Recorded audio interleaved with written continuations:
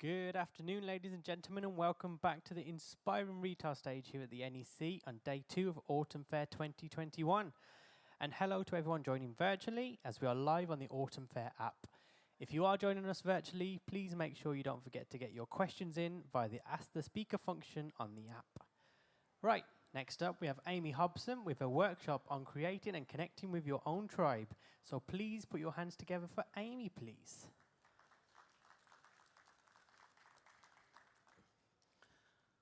I always forget when I decide to wear heels that I'm probably going to stand on a stage and have to do stairs in front of people. So I was a little bit nervous about that first step on, but we've made it safely.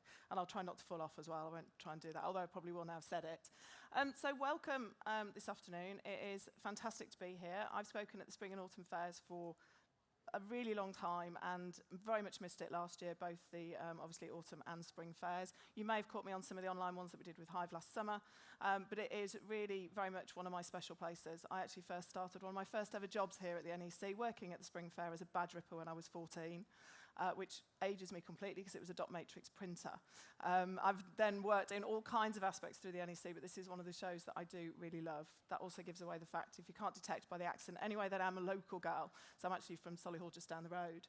So what I'm going to be talking to you about today, and I'm going to leave plenty of time at the end for questions, is how you can create and connect with your own tribe. Now, one of the things that I'm a big believer in is about building a sense of community and building that within your own audiences. And that's something that we're going to be talking about. Now, you may be wondering, why am I here? Why have I spoken at the NEC in the past? And this will give you a little bit of information about us. So I'm here today with SocialB. We are a digital marketing agency. So we work with lots of different businesses in lots of different ways. We're quite different to some agencies because although we do stuff for people, so we can be your social media online, we can do your email campaigns, we can build your websites, we can review your websites and all of those things. We are a little bit different because we also do a lot of training. So we also train a lot of businesses like yours to be able to use social media and all of those things that happen in that virtual digital world better for your business to help you grow it. And that's really why we're here. You can see on here some of the names and some of the big names. Of those, I personally have worked with Superdry, Pyrex, Boohoo for training purposes. We worked with Visa when we were involved in the Great British High Street campaign, which I don't know if you're aware of, it was a couple of years ago that worked when we did, and we were there, which basically meant I spent quite a lot of time in a little tiny van speaking to lots of lovely people, and it was freezing. Had no heating, unfortunately. But you can see there's some of the big names that we work with. But we don't just work with big names. We work with lots of different organizations because one of the things that we've learned and one of the things that I've learned and I absolutely love about online and digital is that the principles and the rules apply no matter how big or small you are. So whether you are a company like Boohoo or you're a small independent retailer, you've got a small fashion house or you've got a gift store online, whatever that is, will help you with the principles, and that's what I'm going to talk about. Some of that today in terms of using those principles to build and connect with your own tribe and your own community. So this is hopefully what you're going to leave with today. And as I said, I'm going to leave some time at the end for questions, so please feel free to ask questions. If you don't want to ask them in an open forum, I'm going to be hanging around for a little bit as well, so feel free to come and ask me face to face. It's quite nice to be able to say face to face, to be honest with you, rather than do it by email. Or Zoom. Who's got sick of Zoom over the course of the last 18 months? My hand's definitely there. So what are you going to leave with today? So we're going to look at the value of a social media community. So why is it important? Why would you need one? What's its worth to you as a business? But also how you can then help to build one of those. We're going to look at how you can use social media to deliver a positive experience for your customers. Yeah, so that it's something that they want to engage with and they want to keep coming back for, so that when they're ready to buy, it's you that they come to and nobody else.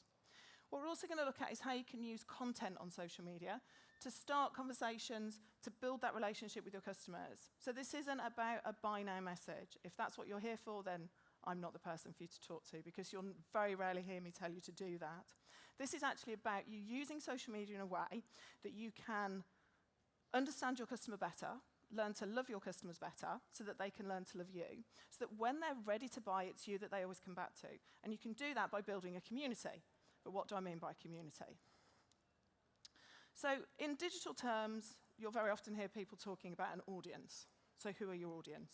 Who is your audience? These are the people that you talk to. But there is a very important difference between an audience and a community. And I'm going to start right back, way, way, way back. So it might think, well, why have I got hieroglyphs on the screen? Yeah? The reason I've got hieroglyphs is that we have been communicating using tools for a really, really long time. Years and years and years, right back into the hieroglyphs, which were one of the first forms of communication. We've changed a little bit. We've moved on a little bit. Although I'll be honest, when I see some of my son's text messages, they might as well be hieroglyphs for how much I can actually understand of them. But we have changed. And emojis are arguably the new hieroglyphs. So in 2021, we have an equivalent. It's called the emoji. Whether you love them or hate them, we do still use them. It's just an example, really, of the different way that we communicate. But there is a really big difference between an audience and a community. An audience is somebody that you stand and talk to. Yeah? So today, as much as I'd love to have you in my community, realistically, you are my audience. Yeah? A community is somebody who talks back to you, who gets involved, who is a part of the wider sphere of what you do, rather than just somebody that you say, this is what I do, please come and buy from me. That is an audience. A community is somebody who talks to you, who talks back to you, who has a conversation with you, who you learn from as much as they learn from you. So there is a massive difference between that audience and the community. But how do you build one? Yeah, an audience is easy. You can go to social media, you can start an account, it's free. Yeah? You can have a bit of a play around on it, create a couple of posts, put a couple of things out there. But all you're really doing is broadcasting. You're not building a relationship with your customer, you're simply broadcasting. Now that does work to some degree, but only to a very small degree. What actually works much more is if you have a conversation with people. So if you put this in the real world, if somebody comes up to you and you're talking, and you say to them, this is what I do, please buy, will they buy from you? Probably not. Yeah, the reality is, a very small percentage will say, yes, that's absolutely what I need, I'm going to buy from you, and I'm going to buy from you now. The reality is that people will actually want to find out more, and they also don't want to be told to buy. Who likes being told, buy now? Who likes being told, you need to buy this? Very few people do.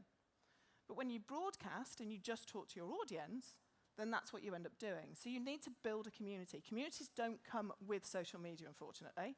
You do have to build them. You can't go to Facebook and say, I want a community, can I have one? And they go, yeah, of course you can, not a problem. You have to work at it and you have to build it. So how do you build it, and what do we mean by that community? So this is our little stick man. So this is courtesy of one of my colleagues, Ed, who I work with at SocialB. This is a broadcast audience. So this is the equivalent of today. This is me standing here and talking to you. Yeah, I'm broadcasting my message. An engaged audience is if I was to ask you a question and you were to answer me and you were to give me that information back. Yeah? But you're still just an audience because you're not yet talking to one another.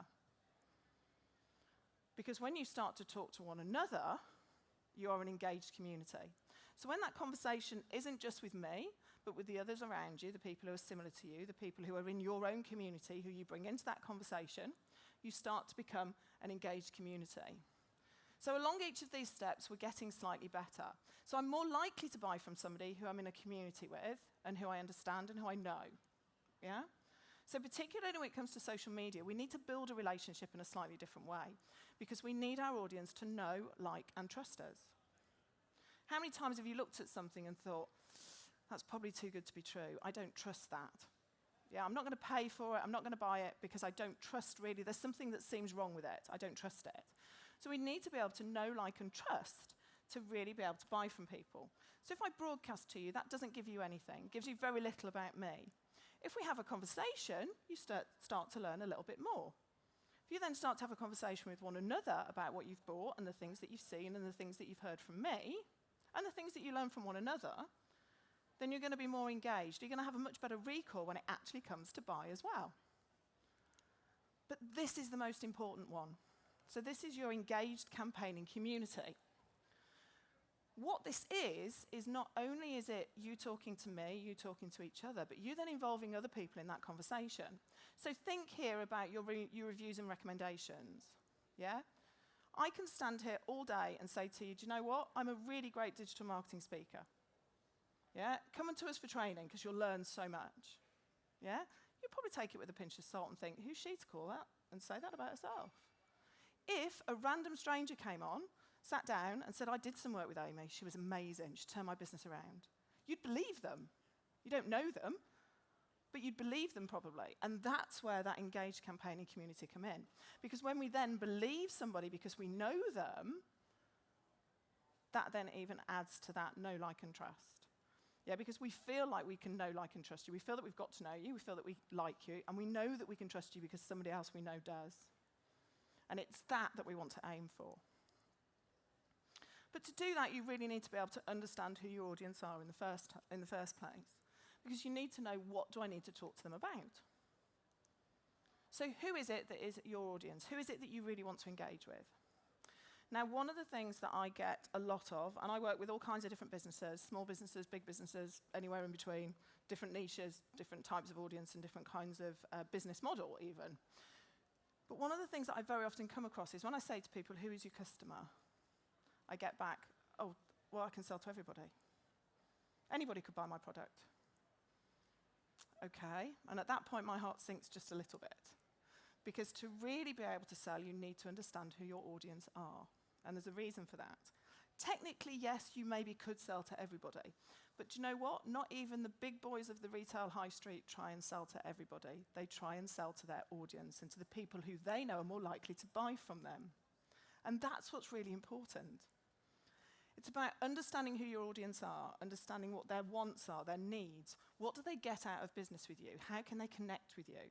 Because if you understand that, everything else becomes a little bit easier. So these are the people who I like to think of as my super customers. So these are the people who, when you think about them, are the ones who always come back. They're really loyal. They're the ones who, when you know you're going to have to deal with them, you don't think, oh, God, them again. You actually think, fantastic, I like these people. These are the ones who tell their friends, who always come back. They tell their friends where they've bought from, why they should buy from you, and they bring them along for the ride. They are your super customers, and they are the people you need to be building that community with. Yes, technically your product may be loved by everybody, but the reality is you will be unable to sell to everybody. And if you try and sell to everybody, you will connect with nobody. And it's that nobody that then becomes a bit of a problem. So who is it that's your audience? Who is it your target audience? Yeah, and start with it quite broad. Are they gift buyers? Are they parents? Are they teens? What are they? And then always start to build down their demographics. So how old are they likely to be? Are they likely to be male, or are they more likely to be female? Yeah, whereabouts do they live? Does that matter? If you're online, no. If you're bricks and mortar, it might. Yeah, you might be a combination of the two.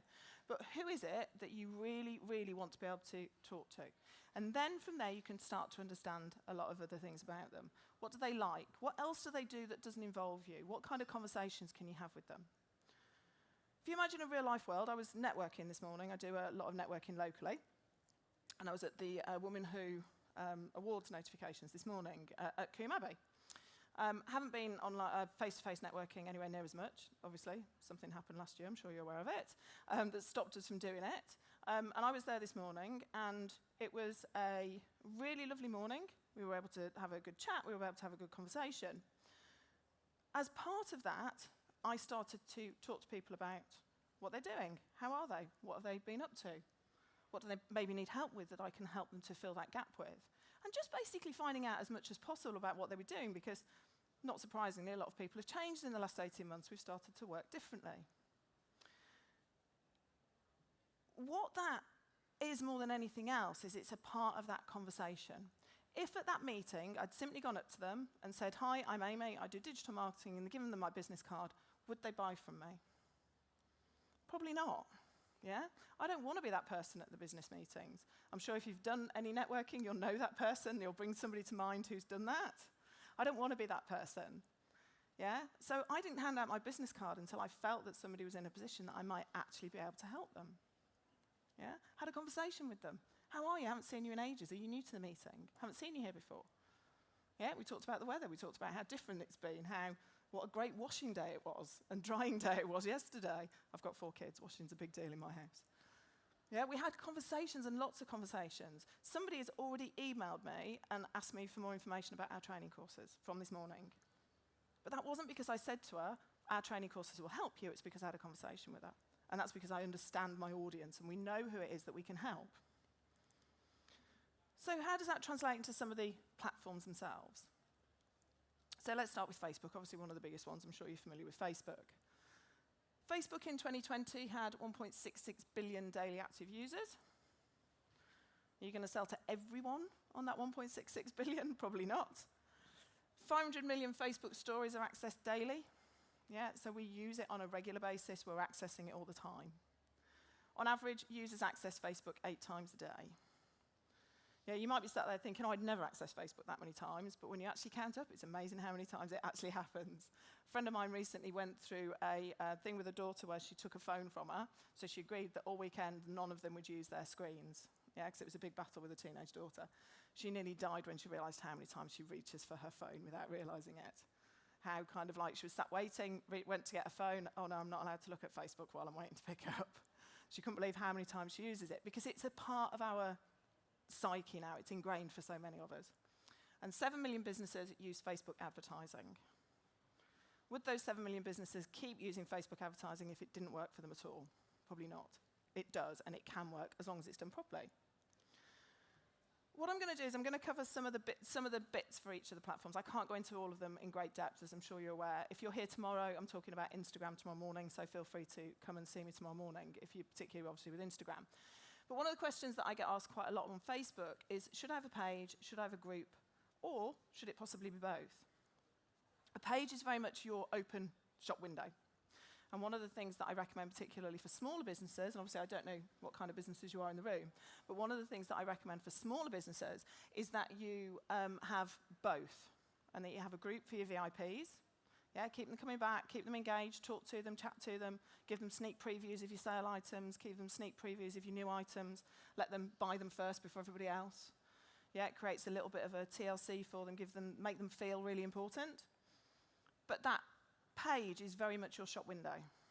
Yeah, it's the equivalent to your shop window. It's discoverable in a way, and the content's discoverable in a way that a private group isn't. So contemplate and think about having both. I'm more than happy to have a chat with you about that afterwards if you want to come and grab me. But one of the things that we know about groups in particular is that groups have a priority in the feed. Yeah, so video and groups are your two biggest things in the Facebook feeds. From a group perspective, it's all about community. Yeah, and Facebook is all about community. That's what they're very keen on doing and very keen on reinforcing, and particularly over the last 18 months has that been the case.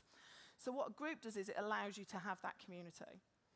Yeah, I've got businesses and small businesses that I've worked with who have used groups really effectively to cultivate that relationship with their audience. Some of them have never met them yet, but they're still regular customers from them. So have a think about whether you've got that page, whether you've got that group. Just as a show of hands, who's got a Facebook page? Who's got a Facebook group? Do you find the groups work? Yeah? Does it help with engagement, help to create a community? It's definitely worth having to think about. Yes, it's something else to manage, but groups take priority in our feeds. Yeah, so it was a couple of years ago now, Mark Zuckerberg even told us directly and specifically that they were going to have a bigger say in terms of your groups and the people who you connected with, and they see groups within that quite highly. And use your insights. So use your Facebook Insights to learn more about your audience. Yeah, Facebook Insights are given to you for free. They have lots of information on there. You can see who your audience are. You can see how old they are, whether they're male or female, whereabouts they live. You can see which posts have been your most popular. You can see what they're engaging with, what they haven't engaged with, what call to actions work for you, what don't. So there's so much information in there that can help you. It's not just about numbers. So when I say talk about and look at your insights, I'm not just talking about you saying, well, I had 500 followers, now I've got 510. Yay me. Yeah? What I'm talking about is that you're using them strategically to make better decisions for your business on Facebook. Yeah, even down to simple things like when's the best time for me to post. Facebook will tell you that in your insights. Yeah, so if you go to your insights, go to posts, it will give you this. One thing to bear in mind with this is that for some reason they've switched everybody to the Pacific time zone. Yeah, so make sure you translate your times back to GMT. It used to show you in your own time zone, but they stopped doing it a little while ago. Confused digital marketers across the world for about half an hour until we figured out why. But it is based on Pacific time zone, so just bear that in mind. But look at your posts. What was your most popular post? What's worked for you in the past? What hasn't worked for you? What do you need to do more of? What do you need to change and amend and review? Yeah, those insights across all of the platforms are so important, and it's something that we very often miss. Or we just simply say, okay, I know this, it's, I know my followers are increasing, end of. Followers aren't important. What's important is engaged followers, and this will tell you whether they're engaged with you or not. So quickly moving on to Instagram. So Instagram, 1.07 billion active users in 2020, more than 500 million daily users. We like to check into Instagram on a daily basis and have a mooch and see what it is. Much more brand-led than personal. Yeah, so we're much more likely to connect with brands on Instagram than we are possibly with Facebook, with the exception of groups. 33% of the most viewed stories are from businesses. And if you are on Instagram, then I would definitely be urging you to use stories, if for no other reason than it gets you right to the top of their feeds. And we'll come back to that shortly.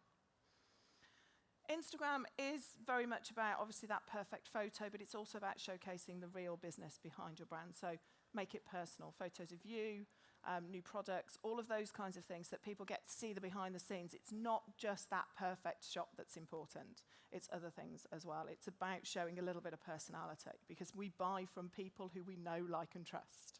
Yeah? Particularly if our first contact with you is going to be online, we need to feel that communication, and we need to feel that know, like, and trust quite quickly. So show people some of that personal touch. Obviously, the biggest problem with Instagram is still that bit of a hybrid with mobile and desktop. More and more is coming to desktop. So if you are a desktop user for Instagram, then there is more coming to us soon. But realistically, it's mainly through the app. Yeah, it looks very similar. But one of the things that certainly is to bear in mind with Instagram is that it's not just about the perfect photo. It is about what that grid looks like as well. So if I come to your grid on Instagram and I come and I see you for the first time, what does your grid say about you? Yeah, is your description, is your profile right? It's all searchable as well. So all of that profile section at the top there, that bio, is all searchable. So make sure you've got as much information in there as you can with the characters you're given. But what does that grid say? Is it your branding? Is it your brand? Does it show off your colours? Does it show who you are as an organisation? Because it definitely needs to reflect who you are as a brand.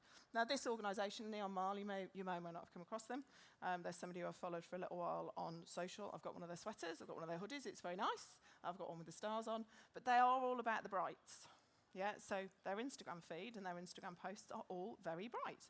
They also have a lot on stories as well. So there's stories on there showing how their life changed when Rachel Horn, I forgot her surname for a second, Rachel Horn on the Chris Evans Breakfast Show wore one of their hoodies, and that kind of changed their following, changed a lot of their business and everything as well. But she's also very grateful for that and shares that and talks about her story, about her challenges as a business. So you get to feel like you are buying still from a small business. They are a small business, so it helps you to do that. But making sure that you've got those high-quality images, yeah, so no blurring, no things hiding in the background that shouldn't be there, all those kinds of things. Because particularly with Instagram, it might be the first thing that we see. Yeah, it's not just about that perfect picture of that product, though, remember. It could be a perfect picture of something else. And definitely using stories. So getting to the top of your customer's feed. So if you're an Instagram user, you'll know that when you go into Instagram, right across the top, you've got those lovely little rainbow colours to draw you in and to make you watch stories. This is a local company. This is a company called Lucy and Jane Jewellery. This is a lady who I network with. She might even be at the show today, to be honest with you. We have a regular communication about being here. But I love the way that she uses Instagram to showcase her new products, to showcase where she is, where she's about. She's a big cycler, so she does a lot by cycle posts where she delivers locally. So she talks about that and about how passionate she is about those things. So you feel like you get to know her. And using those Instagram analytics again. Now, the analytics currently are only really available through the app. You can access them in a couple of other different ways through third parties, but they are much more detailed through the app themselves. So use those insights again to be able to access the information that you want. Now, you do need to make sure that your account has been switched to a business account for this. So make sure that it is. But once it is, once you go over 100 followers, you get access to all of the different insights. Now, one of the things to bear in mind is that these insights are available to all businesses of all sizes. Yeah? So your really big retailers will have access to the same insights as you do. Do you think they ignore them, or do you think they pay attention to them, use them as a way of informing what it is that they need to do next? What's worked, what hasn't worked, what do they need to do again? And then finally, Pinterest. Now, I could quite happily stand there and talk about Pinterest all day. It's one of my favourite platforms, particularly for retail. So I do like a bit of Pinterest. I am a regular pinner. I fit very firmly in their demographic, I'll be honest. 322 million monthly active users. Now, Pinterest are a little bit more, I hate to use the word shady because that makes it sound like they're not very good, but Pinterest are a little bit more reticent in sharing figures. They don't share an awful lot of information about it, about what they do, but we do know some information. So it is predominantly female, particularly in the Western world. Not necessarily the case the further east you go, but certainly in the Western world it is predominantly female with about 80-20 mix. Yes, about 80% female, 20% male. But as it tells you, 40% of new sign-ups on Pinterest are men, so that is shifting gradually towards more male. 80% of Pinterest users access it via mobile, so it is very mobile-based, but you can also do it via desktop, obviously. And it's great for B2C businesses. Yeah, both small and large, all kinds of different sizes. Pinterest is very much about inspiration, pinspiration as some people call it, but inspiration, it's about discovery. I will now go to Pinterest before I go to Google for some things. So if I'm looking for gift inspiration, holidays, parties, all those kinds of things, fashion, I will go to Pinterest before I go anywhere else, because I know that I'm more likely to find what it is that I'm looking for. But it's very much a search engine in its own right. So the Pinterest search has improved massively over the course of the last few years. It isn't just a social media platform, it also works as a search engine as well. It's all about, though, that exploration, discovery, inspiration. You can use that research, though, so you can use the guided searches, like at the top there, where you've got, if you start typing something in, it'll then show you what other people have been searching for and what kinds of searches are available to you. So you can use that for your own research, your own keyword ideas, customer insights. If you've switched it to a business account, you get access to Pinterest Analytics, which will tell you which your most popular pin is. The thing with Pinterest is they're also moving more and more towards shopping, and they're making it a more important aspect of their platform. So there's a couple of features that they've brought out recently. One is, if we go back to this one, you'll see there, so off that search, Christmas gift ideas for husband. I'm not married, by the way, so I wasn't doing it for husband. You've got that explore and shop. Yeah, that shop tab is fairly new. So instead of just being a discovery, I can also now click on shop and I can go straight to items that are available for me to buy there and then. Yeah, so you've got that. When I look at somebody's profile, so on the top right here, you've got where you can look at somebody's profile. It'll now feature shop first. So if you've got a catalogue linked up to Pinterest, it'll show me what's available to buy. And then I've also got the shopping list board. So if any of the pins that I've pinned onto my own personal boards are available as shopping boards, yeah, so they were linked up to be able to, as part of a catalogue, they now appear in a little board all by themselves, where I can just click through there and I can buy straight from that board. Yeah, it'll tell me what's out of stock, it'll give me the latest prices, it'll do all of those things for me, but it will integrate all of those into my own little personal shopping list. With Pinterest, it's always worth thinking about slightly wider, though, than where you are now. So it's not just about what you sell, but it's about other things as well. So, for example, if you specialize in eco-friendly items, yeah, then I would be urging you not just to have boards about what it is that you sell, but about top tips for living a more eco-friendly lifestyle. So it doesn't necessarily mean that they're products from you, but other little small tips you don't have to buy to be eco-friendly. Obviously, there are other ways that you can do it. So maybe top tips about that. If you're involved in the wedding market at all, so if you've got anything to do with weddings, Pinterest, if you're not on there already, please do it. If you take nothing away from today, if you're involved in the wedding market, please get yourself onto Pinterest. It is huge for weddings, with 25% of all wedding boards being pinned by people who haven't even been proposed to. So they've created their dream wedding already, even though they haven't actually been proposed to. But weddings, so for example, with weddings, a while ago now, I worked with a business who specialised in events, so wedding events and dressing events. So all aspects of the wedding, except for the cake, the dress, the bridesmaid dresses, and the venue. Everything else, pretty much, she could help with. Her boards, at one point, were just about her. Yeah, so just about the products that she sold.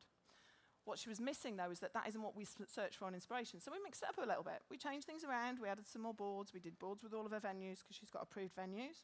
We did boards of wedding dress ideas, wedding themes, colour themes, wacky weddings, cakes. We did all of those different boards for her. The board that drove more traffic through to her website than anything else was a board that said, what's the ideal wedding dress shape for your body shape? She doesn't do dresses. yeah? But that board was what people were searching for. That pin was what people were interested in, and they drove traffic through to her website, and she started to get inquiries from it. So it's not just about what you do, but what else your audience are interested in. So if you're predominantly families, yeah, children's party themes. Yeah, there's so many things. You don't have to create all this content new. You can post it and pin it from other people. But make sure that you have switched it to a business account because, again, you'll get access to analytics. And those analytics will help you to make a better, more informed decision. Now, if all of this seems a little bit like Greek, mixed up with a little bit of another language in there that you haven't understood, or hieroglyphs, then please feel free to sign up to our newsletter. Yeah, it's socialb.co.uk/newsletter. We'll keep you updated of any of the changes, any big impacts, so anything like the Facebook algorithm, if it changes suddenly, anything like that. And it's, we don't sell you details or anything, but if you are interested, please sign up. And this is how we keep our customers informed of what's going on. So we've talked about those different platforms and some of the things that you need to be doing, but how can you actually engage with your customers in terms of a community? We've already established that buy now doesn't work. Yeah, that just telling somebody to buy doesn't work. It might work in some occasions, flash sale maybe, something that you've got a big event coming up or something like that where you want to create that urgency to get people to do it there and then. But there's also a lot of other things that you need to be talking about. Yeah, there is a basic, and it's a very basic, very vague, for something like digital, which is normally very exact, but there's a vague rule of about 80-20. 80% shouldn't be about specifically what you do. Only 20% should be. 80% should be lots of other things, and I'll come back to that in a sec. But you can see here, these are the kinds of things that you can use content to create conversation, to create engagement. Yeah? None of these involve that buy now. Please buy now. Please, please buy now. It doesn't include any of those. So user-generated content. Encourage your customers to share what it is that they've bought from you and how much it is that they love it. Share those on your Instagram stories. Share those on your Facebook. Share your reviews. Share all those positive things. But that user-generated content of somebody coming up and saying, oh my God, I love this. I get so excited when I get a parcel from this person. It's amazing. I love it. That's much more likely going to gain their friends' attention than me telling them to buy it. Share articles, blog posts, expertise. Yeah, I'll come back to this in a second when we look at some of the different content that you can create on each of the platforms. But it's not just about this is what I sell, but about other things. So if you think about that eco-friendly business, yeah, I sell eco-friendly products, but I'm going to share the top 10 tips to have an eco-friendly kitchen. Yeah, it might not be all product-based. It's going to be other things as well, other little hints and tips that I've maybe picked up and that I'm really passionate about and I want to share with my audience. Useful content that adds value. Yeah, so if you're posting something, ask yourself, why am I posting it? Does it empower? Does it entertain? Does it educate? If it does any of those things, it's likely to engage. And it's that engagement that you want. It's that engaged campaigning community that you're looking for. Start discussions and ask questions, yeah, to encourage conversation and to start conversations. Now, I'll be the first to admit, I've done it. I've put out a question and I've seen tumbleweed in the distance. I've heard crickets and I've had no responses back. Doesn't mean you should stop doing it because it will work. Yeah, people need to know that you're open to them, answering questions, that you're open to being involved, to having a conversation with them. So asking questions and encouraging interaction with your customers. Create surveys and polls to encourage participation. So it's a quick link, quick click, easy to do, easy to be a part of. Share positive reviews and testimonials. So it's not just you saying how fantastic it is, but it's your customers saying how fantastic you are as well. Whether that's about a particular product, whether it's about a service, whether it's about you've gone over and above, you've gone the extra mile for somebody. Obviously, images and videos in particular, particularly for Facebook. I had a conversation with a Facebook account manager a couple of months ago, and she very specifically said to me, we favour videos in the algorithm. Videos pull people into Facebook, and they keep them within Facebook. So videos are a really good thing. Yeah. Now, I know video can be really, really scary. That probably there are some people in the audience looking at me now thinking, I could never do that. I could never be on video. I could never hold up a camera in front of my face. It's worth doing and worth trying because it gets easier every single time. Yeah, every single time you do a live, it gets a little bit easier to do it again. And do you know what? If it goes wrong, so what? Doesn't matter. Yeah, something falls down. We've all done it. All kinds of things have happened in all of the different lives that I've done over the many years. You have to sometimes roll with it and you have to go with it, but we know that video really works. So rather than just a picture of a product, a video of it in action. Doesn't need to be long, Doesn't need to be massively edited. It doesn't need to be all fancy. It doesn't need to have studio lighting or anything like that. It needs to be clear, it needs to be clean, and you need to be able to see what it is that you're showing people. So video, I would definitely urge you to try. And finally, product-centric posts, but with engaging content. So not just this is what I've got available, you need to buy it. Explain the benefits to people. Let people know why they should have it in their life. Let them see it in action. But that should be only 20% of everything else. So everything else should be about conversation. Now, it might be, for example, if we go back to our eco-friendly business, that we create a blog that talks about the 10 ways to be eco-friendly that also lets them know that, oh, by the way, you can buy products from us that will make it easier for you. The emphasis is on the help and on the value. So that would class as your 80%. Yeah? A fashion edit. So if you've got a fashion store, you can do a fashion edit of pieces that you've just had in, a new collection, layering for autumn, before we've obviously had this latest heat wave. But, you know, layering for autumn. What's the latest fashions, the colour, what's this season's colour, how to wear it. And then let them know that you've got those products available if they want to. But the emphasis is on you adding value to that relationship. So a couple of top tips for you. One is to be responsive. Respond to comments as much as you possibly can. Ideally, always. But I'm also a busy mum. I know what life's like. I know that things don't always go to plan and that sometimes things get missed. But where you possibly can, respond to comments. It amazes me when I'm looking online, I'm on Facebook, I'm on Instagram, I'm doing research, how many businesses I see where they don't respond. Somebody's asked them a direct question. Is this available? No response for 6 days, 3 weeks, 4 weeks. No answer. That's a massive missed opportunity. If a customer came into the store and said, I want to buy this, can I take it today? Would you turn around and walk away from them and expect them to still be there 4 weeks later? Of course you wouldn't. Yeah? So be responsive, make sure your notifications are set up so that you can be there. Yeah? So that you can be there for your customers. Be consistent. So one of the things that I get asked a lot is how often should I post, tweet, pin? What should I do? How often should I do it?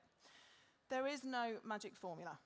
1, it depends on your audience. 2, it depends on your business. 3, it depends on the platform. So there's no hard and fast rule for it. And if anybody tells you there is a magic formula, they're not telling you the whole truth.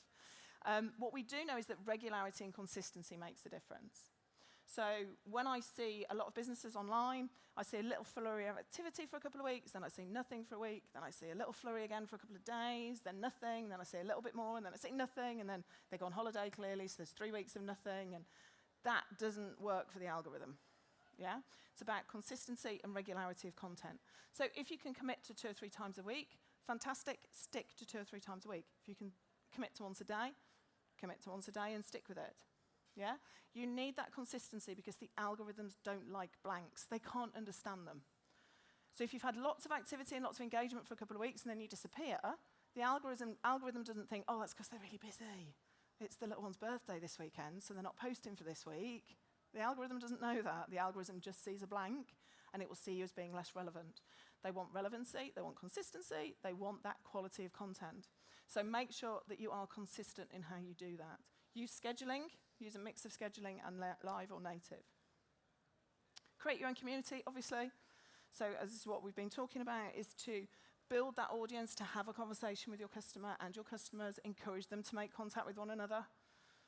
Yeah, there's a couple of businesses that I follow online that actively refer other people within that community. And do you know what? We love them for it. They don't compete, but they'll mention, they'll do all of those things, and again, I'll come back to that in a second in an example. And post that regular content, making sure that people know that it's you as well. So if you've got a really stylized photo shoot, you can't then go to something really not stylized next because people don't get it. They need to be able to recognize that it's you. Think about it in terms of omnichannel and that branding. So wherever I see you, I want to know that it's you. So if you think about the big boys on the retail high street, there are some people who are really good at it. John Lewis. Wherever we go and we see that John Lewis sign, we know the kind of service, we know the kind of place it's going to be. I go into a John Lewis store, it feels familiar. Yeah? If I go online, I know that it's John Lewis. I recognize that brand, I recognize the kind of content that they post. So it's important to build that brand consistency. And analyze your top performers. So always going back to analytics. What's worked, what hasn't worked? Yeah, who can honestly say, hand on heart, that they know what their best ever performing post was on any of the social media platforms. I can tell you that for hours. I can always tell you that because that's what I'm always trying to beat. That's what I'm always trying to increase my engagement on. Yeah, I know what my average engagement rate is. I know the kinds of things that drive more engagement than others. Because that will then help you to make a better decision. It will help you to understand your audience better so you can create that community easier. So just looking at a couple of content examples that can help with this kind of thing, starting with Facebook. So don't buy flowers. You may have come across them. This is asking questions, so getting involved. That she's got 8 birthdays in August. I've got 10 in September, so I can beat her in terms of September. Maybe not August, but I can definitely. I've got 10 family and friends' birthdays in September. But also then introducing it, we do birthday gifts. Yeah, so it's all talking about that. Scallop and Bell on the left. So mustard, trend, how's it worn, who's wearing it, how are they wearing it, what are they doing with it? And guess what? She sells mustard products. Not surprisingly, so if you fall in love with the colour, in the comments, she's then got the items that she's got available. And she's just a very small business, and she works very much on, I've got 3 of these. If you want one, it's first come, first served. Yeah, and people are like, oh, God, yes, please. I'm desperate for that. When are you getting this one in? What's the stock levels? Because she buys in small and sells on, knowing that she can sell them. And then Between Green. Jodie is a lady who owns Between Green, is a lady that I've networked with. She's actually going to shortly be on TV. So she's definitely one to watch. She's going to be on a kind of a apprentice-type program.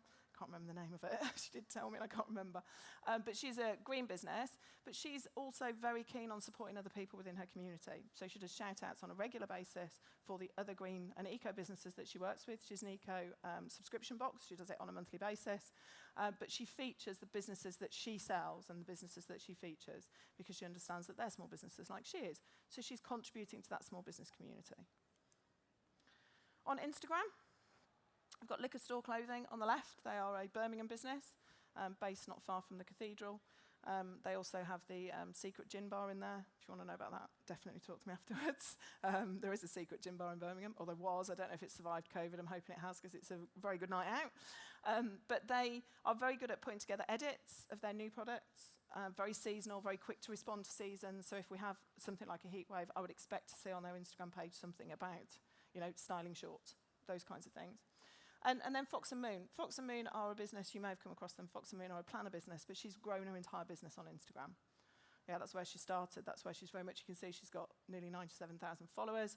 But she talks about her family life, what it's like to be a mum with 2 small children. She talks about all of those things, the relationship that she's got with Georgie, who works in her office, who she gets on really well with, and the fun that they have, and all of those things. So you feel like you know her to buy off her. And then on Pinterest. So this is an example from Adored Vintage on the left. So this is talking about tips on cleaning and storing vintage clothing and the different types of sleeves often found in vintage clothing. So what we mean by a mutton sleeve, those kinds of things. What I really like about this is that Adored Vintage are reproduction vintage. They're not actual vintage. Yeah, but they know that their audience, a lot of the vintage, if you're involved in the vintage community, you'll know that a lot of vintage is a mix of the two. So it's a mix of stuff that you've got as a reproduction, but also some of those real classics that you've been able to source as well.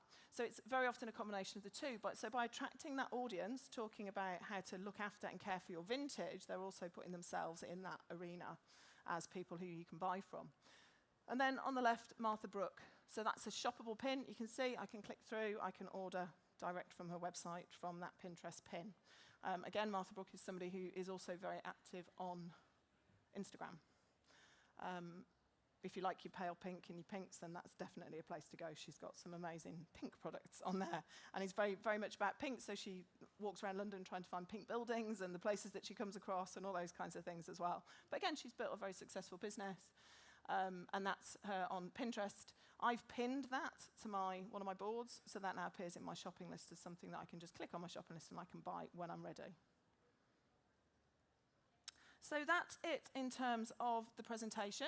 Just to give you a couple of bits of information about us, we do have on Facebook an online retail marketing group, which we started about a year-ish ago. Lots of different retail businesses in there. We're going to be more active in there over the coming weeks and the coming months. I did a live in there a couple of weeks ago, talking about planning and content planning and that kind of stuff. So we're going to be quite active in there over the coming weeks. So feel free to join us on there if you want to. And we're also in the throes of launching an online course. So if you want to know more about how to use social media, how to set goals, how to work towards those goals, how to use those analytics that we've talked about, how to get the most out of what it is that you want to achieve, then by all means go online to our website. You can find all the information on there. At the moment, we're taking people on a waiting list because it's in the final throes. I'm on that course. I kind of lead the videos on those courses. We talk about mini audits. We give you the necessary for you to be able to do that, how to set goals particularly for your business, how to make sure that you're achieving them and moving them in the right direction. Any questions? Does anyone have anything in particular that they'd like to ask me?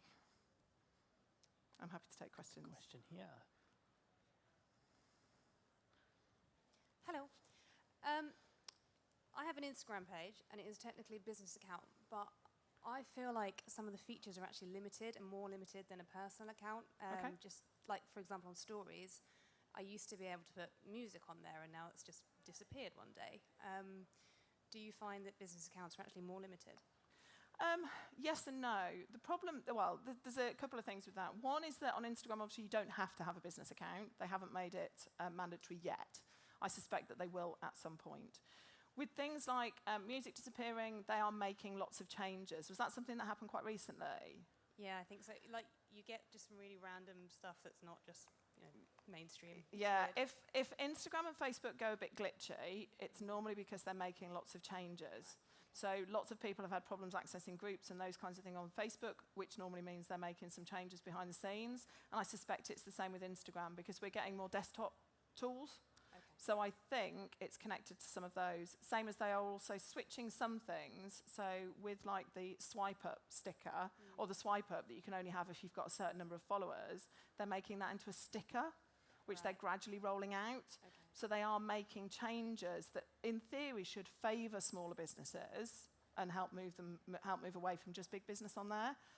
Whether that and how long that takes, I don't know. But I suspect it's because there's some changes happening rather than they've stopped it completely. Cool. Okay, thanks. Thank you. Any more questions? Don't be shy. At the front.